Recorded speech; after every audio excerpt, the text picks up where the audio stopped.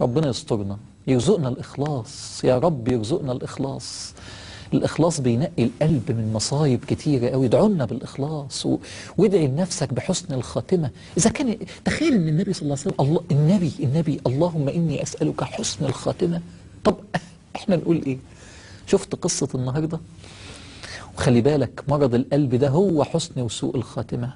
وأنا عايز أختم بقصتين لحسن وسوء الخاتمة، وكل واحد يشوف عايز يختار مين. بلال، سيدنا بلال وهو بيموت ومراته بتقول يعني ومصيبته، فيرد عليها ويقول شايف القلوب فيقول لا تقولي ومصيبته ولكن قولي وفرحته، غدا ألقى الأحبة محمدا وصحبه. شفت الموتة دي؟ شفتها حلوة ازاي؟ طب شوف موتة كمان حلوة. سيدنا معاذ بن جبل وهو بيموت يقول لهم الساعة كام دلوقتي؟ أي وقت هذا؟ فيقولون وقت السحر، كان بيموت قبل الفجر على طول. فيقول اللهم إني أسألك موتة في ليلة يكون صبحها في الجنة. وبعدين يدمع، فيقولوا له بتبكي ليه؟ فيقول والله ما أبكي على فوات الدنيا ولكن أبكي على فوات قيام الليل وقراءة القرآن. أنا هيوحشني إيه ده؟ إيه الموتة دي؟ إيه النفس دي؟ إيه المراية دي؟ أنا مش ببكي على فوات الدنيا، أنا ببكي على ورد القرآن. يا ناس اختموا، عايزين نجيب 10 مليون ختمة. أنا ببكي على فوات قراءة القرآن. شفت الموتة دي؟ طب أوريك موتة تالتة حلوة. واحد موتة معاصرة، واحد زي الشيخ كشك عليه رحمة الله يموت وهو ساكت، يا بخته.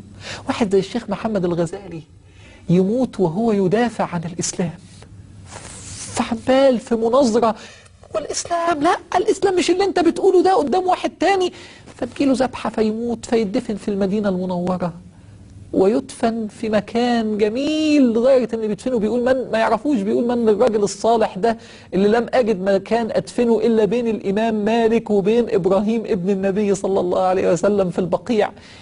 شفت الموتة؟ طب أوريك العكس، معلش هتعبك شوية. أوريك الموتة العكسية، موتة معاصرة. ليا صديق بيحكيها لي اسمه حسام، بيقول لي أنا كنت في الطيارة مسافر، وجنبي في الكرسي اللي جنبي واحد لابس بدلة وكرافتة كده وراجل شيك قوي وفي ايده شنطة ماسكها، لكن ملك الموت ما بيوقفوش مكان، فجاله ملك الموت وهم في الجو.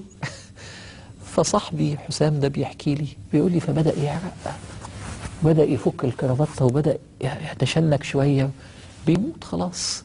فحسيت انه بيموت، فميلت عليه وقلت له، وجت بقى المضيفات ومش عارف ايه، فبدأت اميل عليه واقول له قول لا اله الا الله.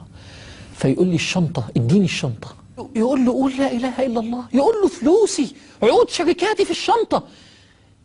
ويرجع صديقي يقول له يا عم قول لا اله الا الله، يقول له كل ممتلكات الشنطة. فيقول لي الشنطة، اديني الشنطة. والله بيقسم لي صاحبي ان ده حصل. فيقول له قول لا اله الا الله، يقول له اديني الشنطة، يقول له يا عم قول لا اله الا الله.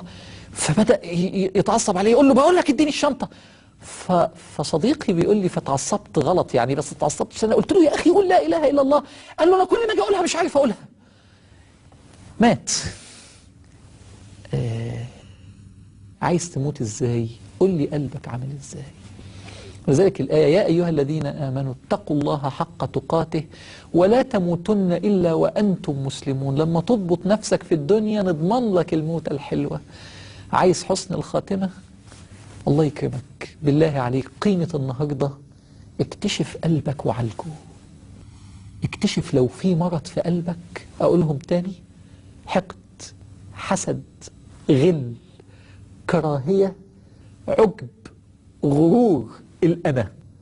صاحبنا بالعام بن باعوراء كان عنده الأنا، قتلته وضيعت دنيته وآخرته.